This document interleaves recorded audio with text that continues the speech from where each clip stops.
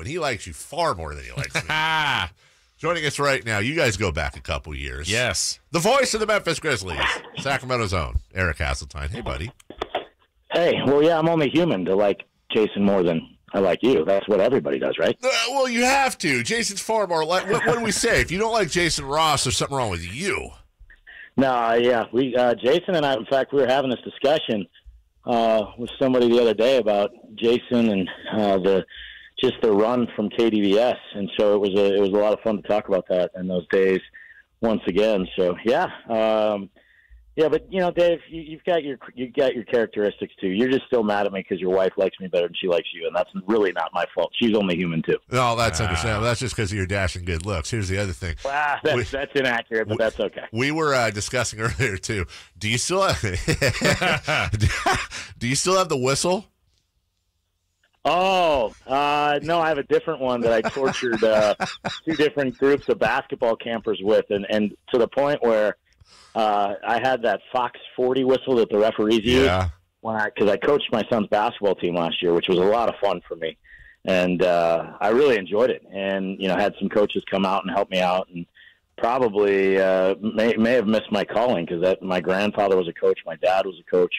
So I don't know. Maybe I'd be a better coach than announcer some nights, but I got rid of that one and had a new one. But I had to switch to an electric whistle because I was starting to hurt kids' ears because I used to just blow the whistle, like kidding around. Yeah, our athletic director at the school I was at, where I ran my two camps, had like a push button whistle, so I would just walk around pushing the button just because I also didn't want to blow 9 and 10-year-old eardrums out. Come on, I was trying to be funny about it, but then I think it really kind of went too loud a couple times. Remember the whistle, Jason? Yeah, the whistle from the party was the referee. The party referee was fun. I'm glad the people that were partaking in that were not driving. So. More fun for you to utilize that whistle or to call games with John Morant? Oh, my goodness. Look at that. Oh, more fun to call John Morant. And, it's been so tremendously humbling today, if that's even a word. I made up words last night, so why not make more up today? To hear that stuff. And, Jason, and I know you're like this too, Dave, you kind of cringe when you hear yourself. And then I just think about the play, and, I think, okay, how could I have possibly called that better? I don't know that it's possible because it happened so fast on both plays. I mean, DeJounte Murray makes a free throw, and Steven Adams throws a 94-foot pass that Ja catches in midair and shoots from 20 feet and makes it. And, 2 minutes before that, he just catches a pass, takes 2 dribbles, blows by a guy, and there's this 7-footer standing in the way. And he's tried this so many times. And when he took off, I'm like, there's no way he's just going to get fouled. And, we're all a little concerned because of how high he gets and some of the contact he takes that, we don't want his body to break down prematurely. And then all of a sudden he just keeps going up. And literally, I've told Ja, I've told his dad, I've told his uncle, who all, come to the games on a regular basis, this dude's going to get me fired because I'm just going to scream out like holy S or holy F or whatever, because it's just what he does is so unbelievable. So I think the league would understand. Yeah, I don't. Debatable, but not a debate I really want to get into. To be honest with you. Well, speaking of, let's. We were playing it earlier. Yeah. Let's do what Eric wants. Let's listen to that call here. Grabbed by Adams, baseball to Morant. Morant! Oh! Good night! End it all right there! Jakob Poeltl has been posterized with a vicious right-handed jam by John Morant. I thought I'd seen it all, and now I've seen more.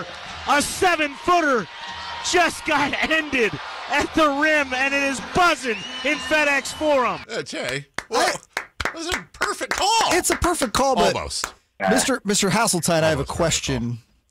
Do you feel bad doing over-the-air eulogies like that? Yeah. I kind of did. And here was the funny thing. What they didn't cut was, the game's still going. San Antonio inbounds the ball, and Jakob Poeltl comes back and scores. And I think I said, good to see Jakob Poeltl is actually not dead. He scored. Well done. Hey, I kind of make fun of myself. Who is your analyst? Elliot Perry. All right. Who obviously Charles Barkley's favorite teammate. I've been so lucky to have the guys I've worked with over the years, started here, started there with you guys, Grant and Coes and the guys that helped me get better at this craft. And then here with Don Poyer, who before he passed away was just an incredible mentor to have and big brother. And then I got to work with Sean Toohey from The Blind Side for the first 2 or 3 years of doing play-by-play before he switched to TV. And then a guy named Hank McDowell, who played 7 years in the league and then played some time overseas, just an incredible person and friend. And then Elliot's been with Hank at the same time. And, you know, I've just been lucky. And Elliot, you know, played in the league 10 years. He played with Charles Barkley. He is a Memphis legend. I mean, he scored over 2,000 points. We don't realize that from his NBA career because he wasn't a scorer. Right. But this dude could just absolutely fill it up. And he calls a game just with so much passion for the city and for the team. And, you know, he signed a 10-day contract his last year in the league here in Memphis. And he said, and he couldn't, it just was, you know, father time had caught up to him. And he said, I wasn't able to play the way I would have loved to play in this city, but the highlight of my career was finishing with a Memphis professional basketball jersey on. And so when he gets into it, man, there was a call a few years ago in Dallas where Zach Randolph hit a baseline game winner. And just as he hit it, he just started screaming, Zemo! Zemo! And all I could do was start laughing because, you know, some people were like, hey, does that bother you that your color guy's just jumping all over your car? I'm like, no, because that's EP. And if you don't love EP for that, then you're not listening to our game. That's where I was going. I wasn't going to go there. I wasn't, honestly. I talked about it before you came on. Because my pet peeve is when color guys jump on the call. Like, it really, really, really bothers me. So earlier in the show, I was like, well, I wonder if it bothers Eric. But I wasn't going to ask you because it's a bad spot. But you answered it before I could ask. That's okay. Well, no, because I get that sometimes. And I say, no, because that's who he is. And I've worked with him now for 14 years. And so there are times I do have to tell him, hey, that like he'll be making a point during a free throw. And our team here now, I say our team, I don't actually suit up. I wish I could because it's so much fun. Yeah. They will grab a ball off a made free throw and go on a fast break. Right. And that's usually when guys have time to kind of analyze what's happened so far. And I'm literally tapping Elliot on the shoulder. I'm like, dude, we're going. Like, they're going. And he's like, oh, sorry, you know, and he's so apologetic after. So it's not anything like that. I mean, I've heard people say, you know, when the Boston Celtics were winning that championship with Kevin Garnett and Sean Grandy's making this obvious, you know, this call that he's waited for, and the ball gets thrown up in the air, and Cedric Maxwell just starts screaming, I got the ball! I got the ball! I got the ball! And he's like looking at him going like, dude, shut up. I got to finish it.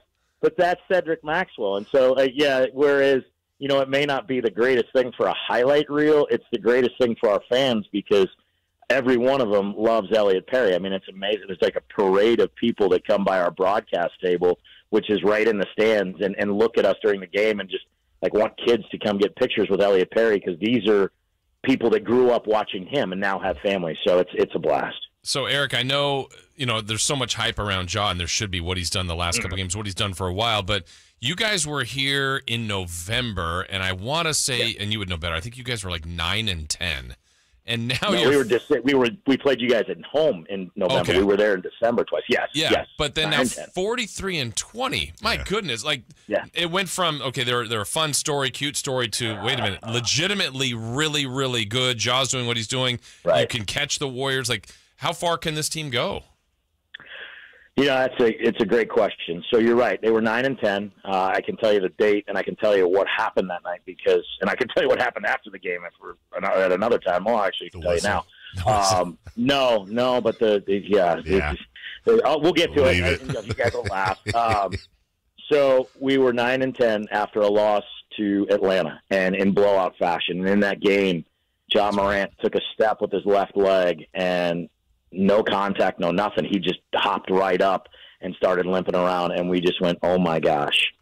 You know, this is a non-contact knee injury, first quarter, and you're going like, dude, that could be it. That could be it for the season. And you don't know. Like, you literally don't know because you're not going to get an MRI. Team hung in for about 20 seconds, and then Trae Young in Atlanta beat the brakes off of them. And at that time, they were dead last in the league in defensive efficiency after that game. They were near the bottom of the league in defensive effective field goal percentage, which I kind of understand. I guess it's, you know, when you make threes or twos. They were giving up threes in bunches is the point. And their offense was good, but it was clear that they were disconnected defensively, and they were trying to rely on outscoring people. I go out that night after the game, and I don't want to be in a public place, that there's a lot of Grizzlies fans, because I really don't want to answer questions about Ja's knee because I don't have the answer. And so I went to a little spot that I know. It's in a hotel, and I got told by a guy who claimed he had 21 years of season tickets that I didn't know what the F I was talking about when it came to the Grizzlies. And after he insulted 3 other customers, I said, that's about enough out of you. You might want to just exit here right now. And he proceeded to tell me that he'd taken 5 years of Brazilian jiu-jitsu. And I said, cool, let's go have a workout in the alley. Because at that point, I was so angry and so frustrated. And I just tired of hearing this guy tell me about the Grizzlies. And I'm like, dude, I've been to every game for 21 years. Can you please just shut up and go away? And so that was the mood of the whole city. We got to go. By the way, Jay's in my ear because we got a break, and I'm sorry, but what happened? Did you guys throw down? No, the manager escorted him out, and I looked at him and waved bye-bye when the manager's back was turned just to piss him off even You'd have beat the brakes off him. He was little, so I wasn't picking a fight with a guy that was. No, he was not tall and muscular he was about like 5'6" you. and 150 pounds. Yeah, he was. Not the beast of 5'7", 210 that I am. Love you, big bro. We're very happy and proud of everything you do, and it's always more fun when we see you winning. And hopefully, one of these days we can do that out here. Yeah, I would love it. I hated to miss it, and I know you guys got a break. But yeah, they flipped the script. They're a special team. They've got a real chance. And anytime you guys need me, I'm here. Appreciate you. Thank you, Eric. And I was hoping for a little throwdown. I know. That came out of nowhere. You get Hasseltine angry. Yeah. Ears turn red. Pulls out